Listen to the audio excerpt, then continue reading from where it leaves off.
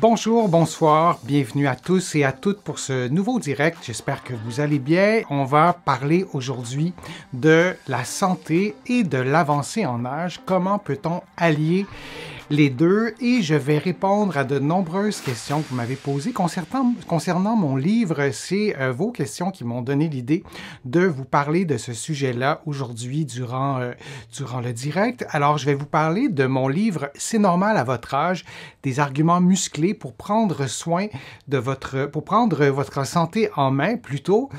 C'est un livre, le titre le dit, qui parle des stéréotypes sur l'avancée en âge, mais qui vous propose aussi une série de trucs, trucs très concrets, d'astuces, d'exercices aussi, pour prendre soin de votre santé. Comment on fait pour garder son cerveau agile dans un contexte d'avancée en âge? C'est important de parler de la santé du cerveau.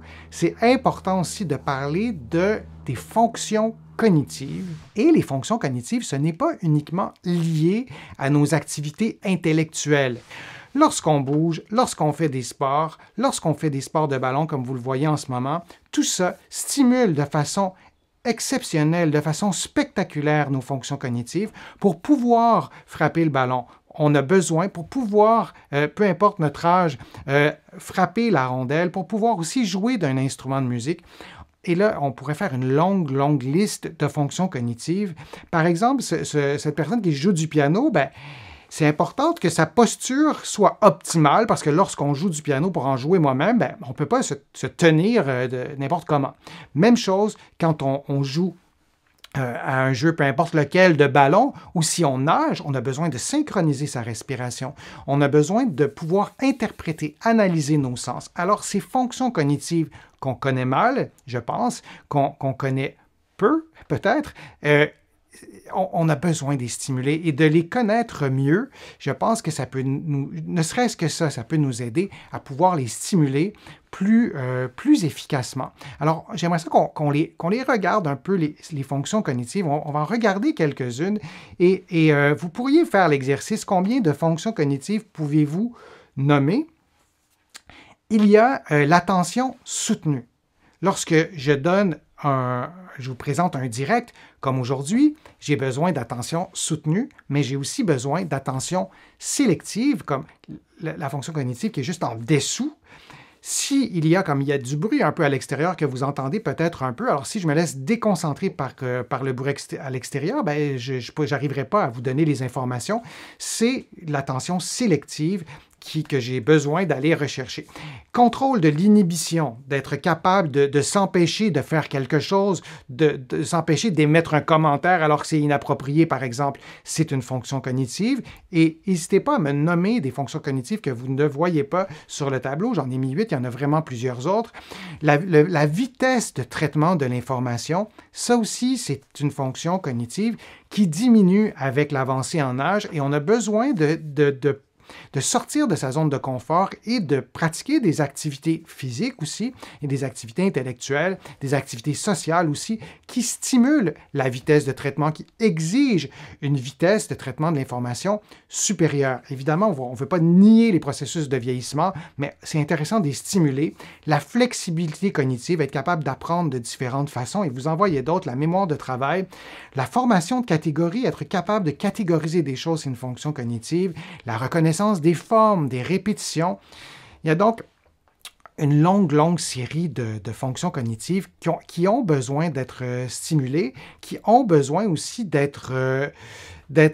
a besoin de les apprécier aussi, ces fonctions cognitives, de s'en rendre compte qu'on les a pour pouvoir en prendre soin. Et une des principales inquiétudes liées à l'avancée en âge, pas quand on a 20 ou 30 ans, mais lorsqu'on arrive à 50, 60, 70, c'est de préserver nos fonctions cognitives. Souvent, on va plutôt dire ici au Québec, on veut garder toute notre tête, mais toute notre tête, c'est ça, c'est préserver nos fonctions cognitives. La mémoire, c'est la fonction cognitive la plus connue, probablement. Si j'avais fait un sondage, c'est certainement la fonction que vous auriez nommée en premier. Il y a la mémoire au centre, la mémoire à court terme. Donc, si on travaille, si on l'appelle aussi parfois mémoire de travail, eh bien, l'information qui passe devant moi et que je vais utiliser pour faire quelque chose, ben, c'est une information qui reste pendant quelques secondes, peut-être une minute ou deux. Et alors ça, c'est vraiment la mémoire de travail. Et la mémoire à long terme, c'est complètement à l'autre bout. Nos souvenirs, par exemple, c'est une mémoire qui est complètement différente de la mémoire de travail. Mais il y a d'autres mémoires aussi, complètement à gauche, la mémoire sensorielle. Elle est phénoménale, cette mémoire, les odeurs. Parfois, on va sentir un parfum qu'on a senti quand on était enfant, en famille, par exemple. Et ce seul parfum va faire revivre une série d'émotions, de souvenirs. Il y a une autre mémoire aussi, la mémoire motrice. Lorsqu'on apprend à marcher, lorsqu'on apprend à faire du vélo, lorsque vous apprenez à jouer du piano et vous rejouez et vous cessez de jouer du piano pendant des années, lorsque vous allez vous installer devant un piano, évidemment, vous ne jouerez pas du piano exactement de la même façon qu'il y a 20 ans si vous n'avez jamais rejoué. Mais la mémoire motrice, elle est là.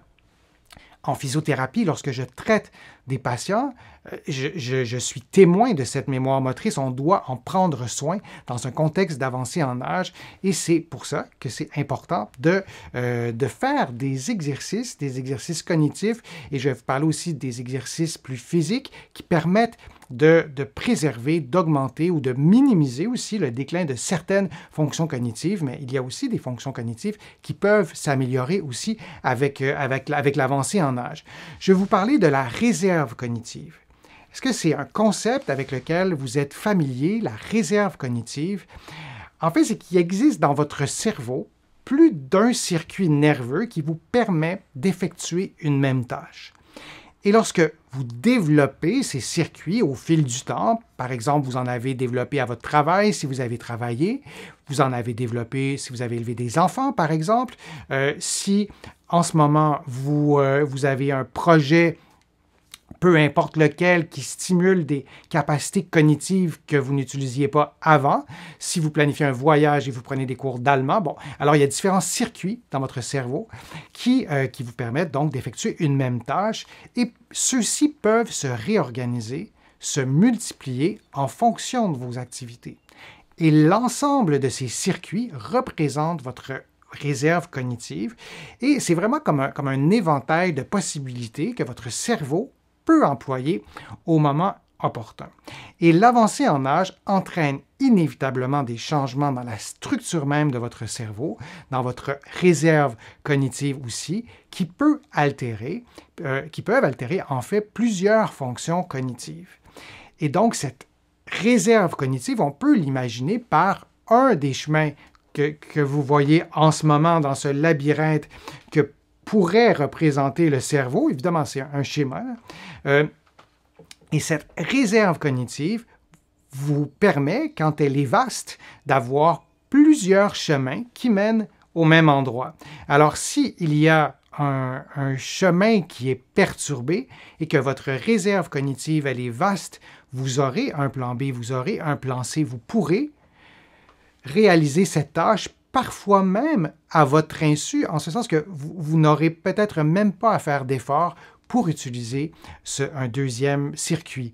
Bon, par exemple, il y a des circuits nerveux qui sont perturbés par des interférences et qui deviennent efficaces avec l'avancée en âge. Et une bonne réserve cognitive, ben, c'est vraiment un puissant antidote à l'avancée en âge et aussi à certaines maladies comme certaines démences, puisqu'elles vous permettent de contourner une situation qui serait regrettable parce que vous ne pourriez pas faire ce que vous souhaitiez faire ou avoir la réflexion que vous souhaitiez avoir en partie ou en totalité.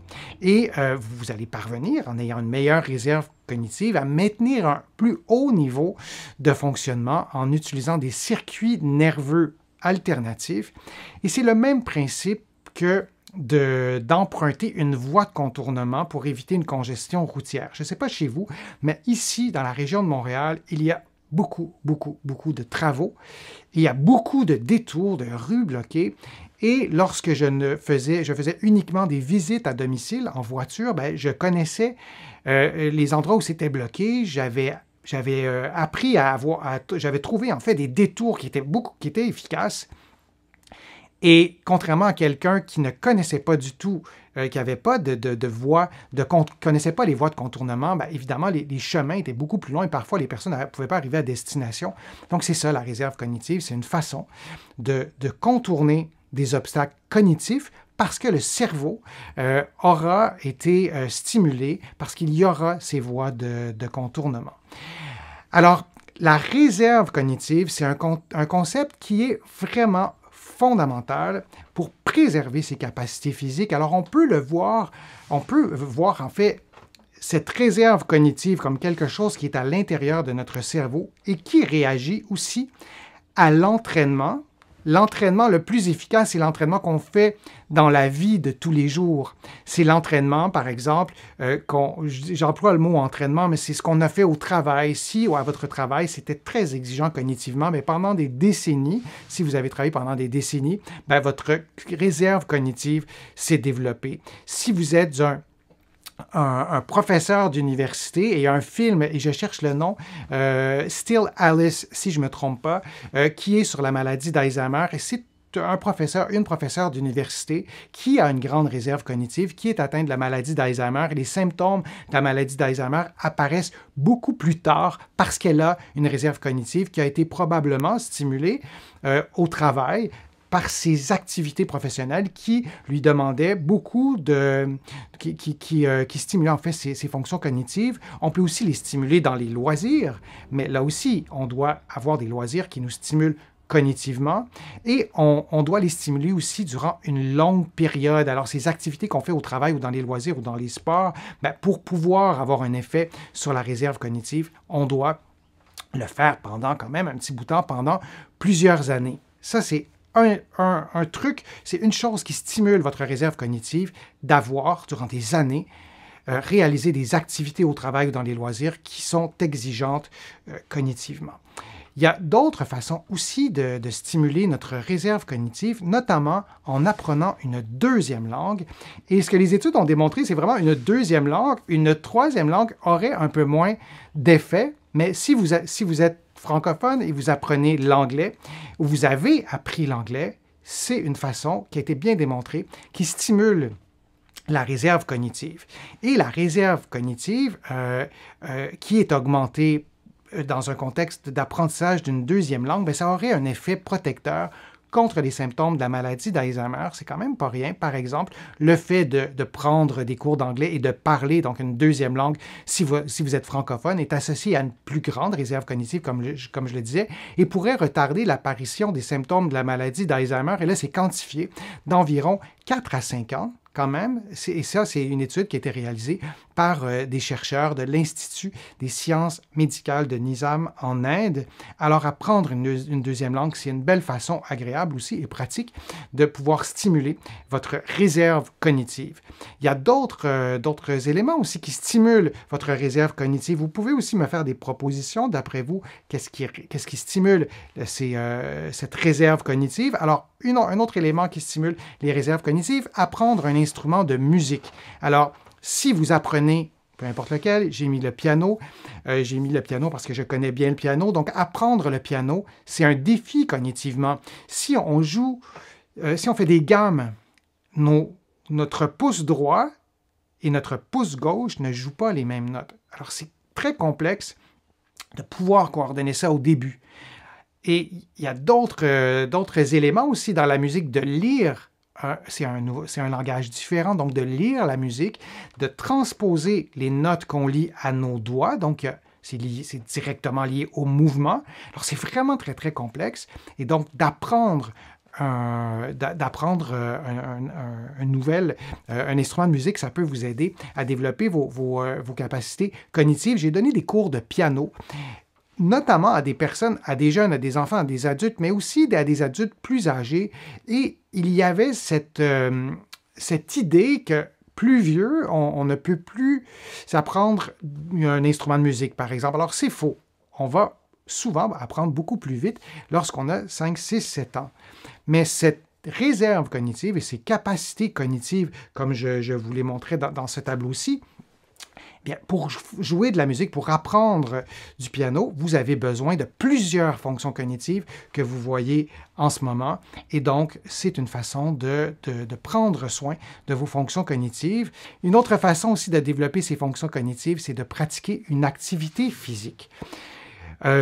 Si vous faites de l'aérobie, ben vous devez synchroniser vos pas avec la musique. Si vous promenez votre chien, ben vous devez marcher, vous devez peut-être vérifier qu'il n'y a pas d'obstacle, vous devez peut-être surveiller votre chien. Ça peut sembler complètement anodin, mais même chose pour la natation, je pourrais vous donner vraiment, vraiment beaucoup d'exemples. Donc, ça peut sembler complètement anodin, mais c'est une façon vraiment de stimuler vos fonctions cognitives et j'aurais pu vous donner des exemples beaucoup plus complexes.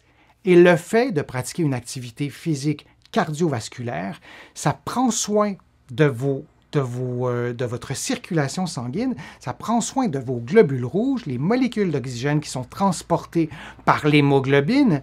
Et ça, ce que vous voyez en ce moment à l'écran, eh bien, ce qui est intéressant de se souvenir aussi, c'est que non seulement marcher, nager, faire de l'aérobie, ça stimule des fonctions cognitives comme je vous ai montré, mais cet oxygène se rend aussi à votre cerveau. Et il y a des études qui ont démontré que les personnes qui maintiennent leur capacité cardiovasculaire sur une vingtaine d'années, de 40 à 60 ans par exemple, si on compare leur cerveau au cerveau de personnes qui n'ont pas maintenu leur capacité cardiovasculaire, et c'est le seul élément qu'on vérifie, eh bien, ces personnes ont un cerveau en meilleure santé.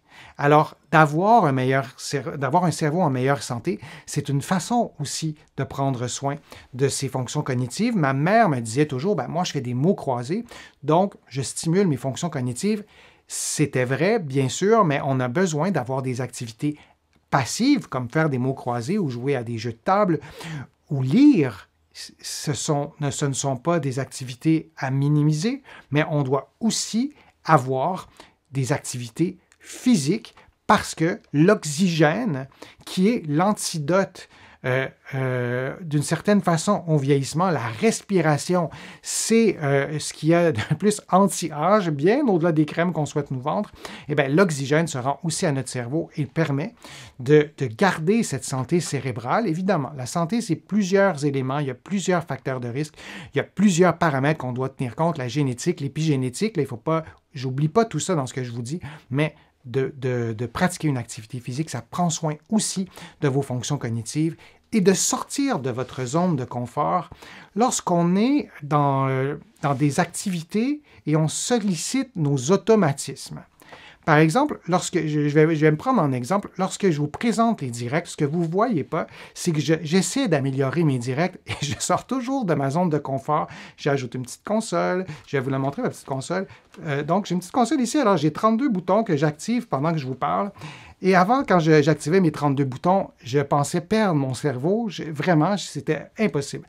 Maintenant, ça fait quand même 2 ans que je vous présente des directs. J'arrive à faire ces mouvements-là de façon automatique. Maintenant, ça ne stimule plus vraiment mes fonctions cognitives parce que je suis dans mes automatismes. Alors, je dois, si je souhaite stimuler mes fonctions cognitives, idéalement, sortir de ma zone de confort. Je vous donne mon exemple, mais vous pourriez en prendre aussi me présenter des exemples dans votre propre vie à vous. Et parfois, c'est tentant de dire « non, je vais pas faire ça, c'est trop exigeant » cognitivement, mais pourtant, c'est une bonne façon de stimuler notre réserve cognitive. Consultez un neuropsychologue. Si je ne me trompe pas, il y en a partout dans la francophonie, il y en a en France, il y en a ici au Québec. Alors, c'est des psychologues qui ont une expertise avec le système nerveux, avec le cerveau. Leurs connaissances sont absolument fascinantes pour vous aider à préserver votre réserve cognitive, à prendre soin de votre santé. C'est intéressant de les consulter quand ça va mal. C'est aussi intéressant de les consulter quand ça va bien pour pouvoir maintenir nos acquis, pour pouvoir améliorer nos acquis et de prendre soin de son cerveau.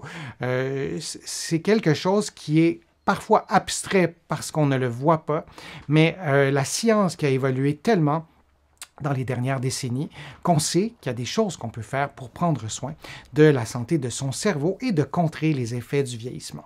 Donc, je vous remercie de votre présence et merci aussi pour vos questions. N'hésitez pas à me poser des questions dans le fil de discussion. Je lis tous vos commentaires, vous le savez, et je réponds à vos questions directement dans le fil de discussion. Et bien souvent, ça m'est impossible physiquement de répondre à tous et je réponds donc dans des vidéos.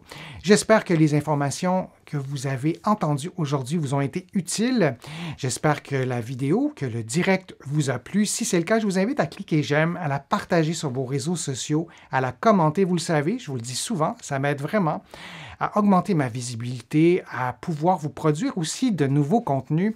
Vous pouvez contribuer à mes plateformes. Vous pouvez le faire maintenant directement sur YouTube. Il y a un petit cœur, il y a le mot « Merci ». Alors, vous pouvez cliquer.